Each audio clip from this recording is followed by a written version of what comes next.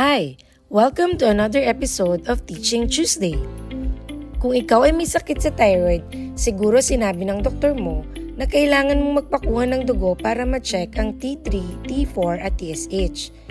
Pero alam mo ba kung ano ang mga ito? Halika, pag-usapan natin.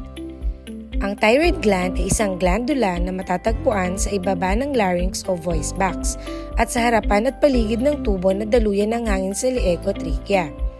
Ang thyroid gland ay gumagawa ng hormones o chemical na tinatawag na T3 at T4.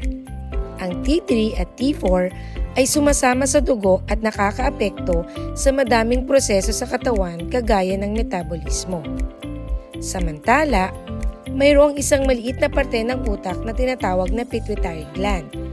Ang pituitary gland ay naglalabas naman ng maraming hormones kabilang na ang TSH o ang thyroid stimulating hormone.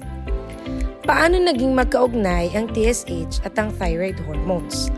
Ang TSH na galing sa pituitary gland ang nagbibigay signal para gumawa ng thyroid hormones ang ating thyroid gland.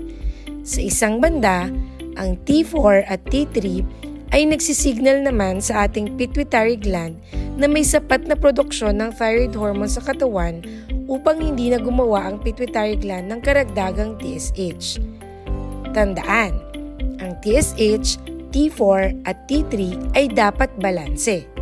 Dahil kapag hindi, maaaring meron kang problema sa thyroid gland kagaya ng hyperthyroidism o hypothyroidism.